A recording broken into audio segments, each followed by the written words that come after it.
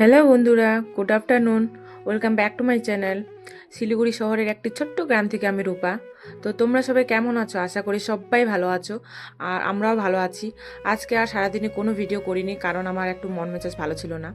সেটা না হয় তোমাদের সাথে শেয়ার নাইবা করলাম। তো বিকেলে আমার একটা যা এসে আমাকে বললো এই জায়গায় আসার কথা। তো আমি একটু একটু আমতো আমতো ভাব করছিলাম, দেখে যা একটু ফোর্স করলো। আর ও জানে কিন্তু আমার মন মেজাজের কথা, সেজন্য আমিও রেডি হয়ে গেলাম। ভাবলাম মন মেজাজ সেটা তো জীবনে আবারও ফিরে আসবে, আর এদের সাথে এই ঘোরার চান্সটা যদি না আসে, আর সেজন্য আর কি রেডি হয়ে গেলাম। রেল লাইনের ওপারে কিন্তু আমাদের গ্রামটা, তো ওই পাশ দিয়ে আসলে আর কি অনেকটা ঘুরে আসতে লাগবে, সেজন্য এই রাস্তাটা মেপে নিলাম। আরও অনেকজন চলাফেরা করছিল এই রাস্তা দিয়ে। আজকেই ফার্স্ট আসলাম এই রাস্তা দিয়ে। ছি, এত যে দুর্গন্ধ তোমাদের বলে বোঝানো যাবে না। যদিও চোখ দিয়ে কোনো কিছু দেখতে পাইনি, বাট আমার এত যে মনে হচ্ছিল আর কি আমি ভমিটিং করে দিব। তাই ফেরার সময় আর কি অন্য রাস্তা দিয়ে এসেছিলাম, রোড দিয়ে। এই যে বন্ধুরা, চলে আসলাম আমার মন মেজাজ ঠিক করার ঠিকানায়। তোমরাও আসতে চাইলে আসতে পারো শখের পার্কে মন মেজাজ ঠিক করতে। আর অ্যাড্রেসটা হচ্ছে রানীডাঙ্গা এসএসবি 1 নম্বর গেটের অপোজিট রাস্তা ধরে সোজা চলে আসবে। আসার পথে লেদাইমারির ওখানে মহেশ্বরী কলেজ দেখতে পাবে, তার সামনে শ্মশান কালীমার মন্দির পাবে, তার অপোজিট সাইডেই এই শখের পার্কটা রয়েছে। আজকেই কিন্তু ফার্স্ট ওপেনিং হলো, তাই এন্ট্রি ফিস আর কি ফ্রি। আজ হচ্ছে 22শে জানুয়ারি, মানে সরস্বতী পুজোর আগের দিন। কালকে আবার এন্ট্রি চার্জ নিবে নিশ্চয়। ভালোই বুদ্ধি আছে, যাই হোক বুদ্ধি থাকা ভালো, এদের জন্যই আজ এত কাছে এত সুন্দর শখের পার্ক পাবো বলে ভাবতে পারিনি। সত্যি এত আশেপাশে এরকম কোনো দেখার জায়গা নেই, যদিও রানীডাঙ্গা টাউনটা পাশেই আছে। আর যেগুলো পার্ক আছে এরকম হেঁটে যাওয়ার আর কি সুবিধা নেই। আর এই পার্কে কিন্তু 100%-এর মধ্যে 98% লোক চেনা জানা এসেছে, ভিড়ও কিন্তু সেই হয়েছে। এত পরিমাণে চেনা জানা লোক যে কাকে ছেড়ে কাকে ধরবো। এই যে আমার পিস্তিত দিদি জামাইবাবু ফ্যামিলি নিয়ে ঘুরতে এসেছে। তো দিদি বলছিল তুমি তো ইউটিউবার হয়ে গেছো, তাহলে আমাদেরকেও একটু তোমার ভিডিওতে নাও, আমরাও থাকবো তোমার ভিডিওতে। সত্যি এই কথা শুনে না এত লজ্জা লাগছিল আমার, কি বলবো।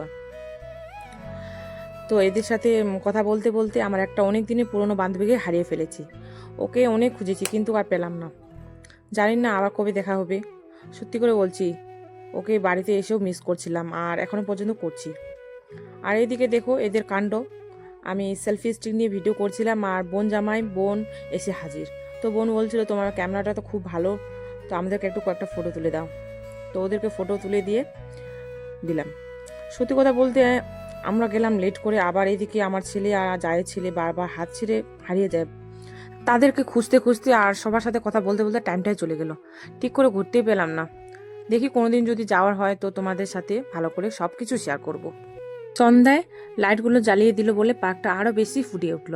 সত্যি দেখে মন মুগ্ধ হয়ে গিয়েছিল।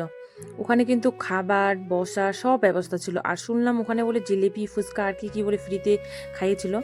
ওই প্যান্ডেলটা একটু সাইডে আর দূরে করেছিল, সেজন্য আর কি যায়নি। দুজন যা গিয়েছিল ওরা খেয়েছে নাকি এখনো পর্যন্ত জিজ্ঞাসা করিনি। আর এই যে রিং লাইট সহ স্ট্যান্ডটা ছিল, জানি না কি কি বলে। তো এটাতে উঠতে কিন্তু 50 টাকা করে চার্জ নিয়েছিল। আর আমার যে এক ঘ্যামি ধরেছিল, যাও তুমিও শ্যুট করো, না হলে আমাকেও নিয়ে যাও। আমি কিন্তু ওকে বারবার করে বলছিলাম না রে, টাকার জন্য নয়, আমার খুব লজ্জা লাগছিল তাই যাব না। বাট ও আমাকে এই বলে খিস্তি মারছিল যে তুমি ইউটিউবার নামে কলঙ্ক, তুমি ছোট সাবিটার নাম ডুবিয়ে দিলে তুমি। সত্যি ওকে আর কে বোঝায় যে আমার লজ্জা লাগছিল খুবই, কেন কি চারপাশে মানুষজন ঘিরে ধরেছিল। আর এই কটেজগুলোতে আমার আর চড়া হলো না, খুব ইচ্ছে ছিল সত্যি। আর এরকম খেলনা জিনিস কিন্তু বাচ্চাদের 3-3টে এনেছিল, আলাদা আলাদা। আর আমার ছেলেও কিন্তু অনেকক্ষণ থেকে বলেছিল চড়ার জন্য, তো দিনই। আর এই সুইমিং পুলটা দেখে মন চাচ্ছিল যেন একটু নামি। আমি কিন্তু কোনোদিন সুইমিং পুলে স্নান করিনি, আর কেন জানি না করতেও ইচ্ছে করে না। ওখানে অনেকজনকে দেখি স্নান করতে, আবার কেউ হিসু টিসু করে দেয় নাকি, সেটা নিয়ে আমার চিন্তা। আর এই সাইডের যে জায়গাটা আছে উপরে কিন্তু বসার আছে, ওখানে সেলফি জোনও আছে। তো দেখে তো ভালোই লাগলো। বসার বলতে আর কি ওখানে খাওয়ার ব্যবস্থা আছে, বসে খাওয়ার।